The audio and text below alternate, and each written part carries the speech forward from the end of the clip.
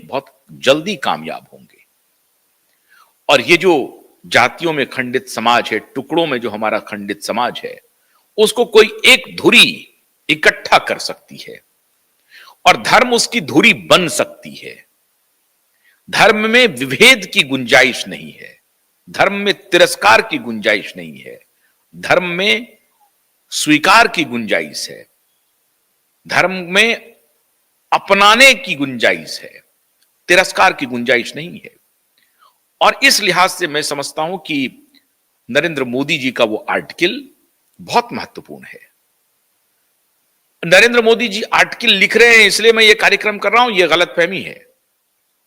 मैं तो सिर्फ आपको यह बताने की कोशिश कर रहा हूं कि अगर 60 करोड़ से अधिक लोग एक जगह 1 महीने तक आते हैं, लगभग पौने 2 महीने तक अगर आते हैं, 1.5 महीने तक, 45 दिन तक अगर आते हैं, तो ये छोटी घटना नहीं है, ये बहुत बड़ी घटना है। आपसी भेदभाव भूल करके हर जाति वर्ग के लोग, अमीर गरीब, सब लोग डुबकी लगा रहे थे और सब में एक ही अपेक्षा थी कि मेरा भी कल्याण हो, परिवार का भी कल्याण हो, समाज का भी कल्याण हो, देश का भी कल्याण हो। ऐसा कोई व्यक्ति वहां नहीं था जो डुबकी लगाए और कहे कि मेरा कल्याण हो और बगल वाले जो डुबकी लगा रहे हैं उसका कल्याण ना हो। कोई ऐसी महिला नहीं थी जो ये कह रही थी कि मेरा कल्याण हो जाए और मेरे परिवार का किसी का कल्याण ना हो। कोई बच्चा या कोई युवा, कोई युवती इस प्रकार का कुंभ में नहीं मिला कि सिर्फ मेरा भला हो जाए, दूसरे का भला ना हो।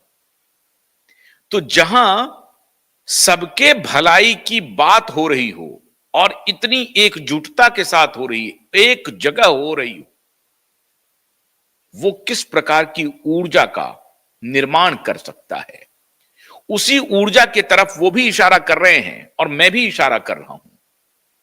मैं भी आपसे यही कहना चाहता हूं कि ये जो एकजुटता की ऊर्जा है, ये जो भारतीय वांग्मय की एकनिष्ठ होकर के, एकजुट होकर के एक ही दिशा में कि सबका कल्याण हो, सर्वे भवन्तु सुखिनः, सर्वे सन्तु निरामया, सर्वे भद्राणि पश्यन्तु मां कश्चित् दुर्भाग् भवेत्। सबका भला हो, सबका अच्छा हो, कष्ट सबका दूर हो, सबके साथ मिलकर के, सब साथ मिलकर के चलें। अगर ये भाव, अगर ये संदेश तेजी से समाज के बीच फैले तो कुंभ तो 12 साल में इस महाकुंभ का आयोजन होगा, लेकिन एक विशेष अंतराल पर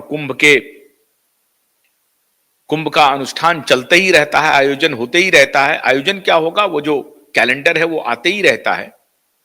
अभी कुछ दिन बाद फिर उज्जैन में शुरू होगा, इसके पहले नासिक में हुआ,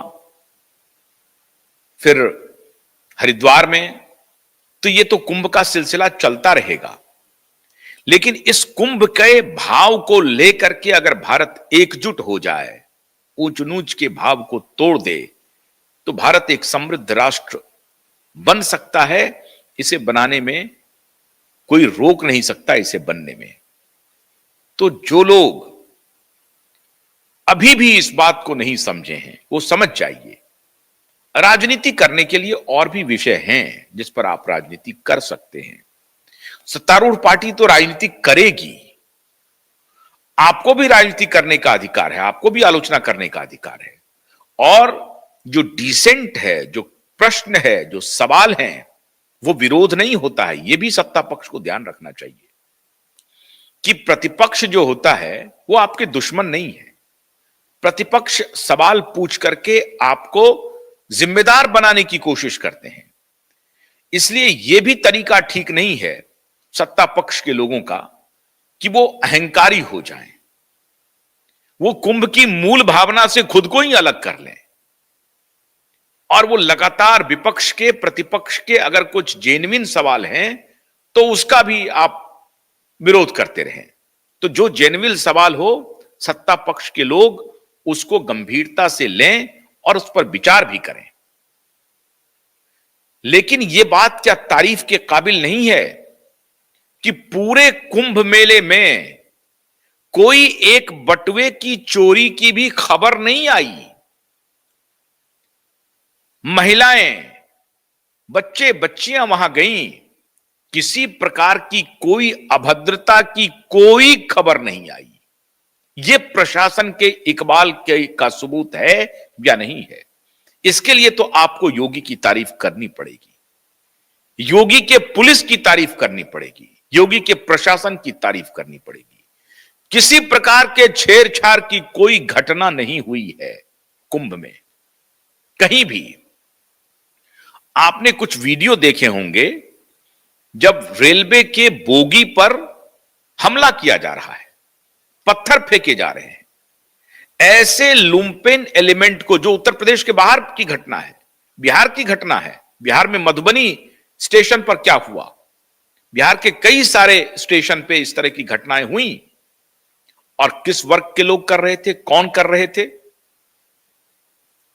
तो ये वहां के स्थानीय प्रशासन के लिए एक चुनौती थी, और वो मैं समझता हूं कि प्रशासन उससे निपट जरूर रहा होगा। लेकिन ऐसे लोग जो ऐसे आयोजन में, इस तरह के समय में अपना कुकृत्य वाला चेहरा दिखा देता है, उससे प्रशासन सख्ती से निपटने के लिए तैयार है। लेकिन कैटरीना कैफ भी आए और रवीना टंडन भी आए, और कहीं कोई बवाल नहीं, कोई शोर नहीं, कुछ भी नहीं। सिक्योरिटी के पुख्ता इंतजाम हो, और कैटरीना की डुबकी, रवीना की डुबकी, और उसके पहले ममता कुलकर्णी की महामंडलेश्वर बनने की घटना, ये सारी बातें भी हुई। इस पर मैं आपको वीडियो में बता चुका हूं अपने पिछले एपिसोड में, कि ये सारी बातें एक तरफ रही। ममता कुलकर्णी की भी डुबकी ने सुर्खियां बटोरी, लेकिन जहां ममता कुलकर्णी क्यों आई, उनका एजेंडा क्या था, उनको परखने की, उनको जांचने की बात थी, वहां हमने ये सवाल उठाए, और वो सवाल बेहद जायज था।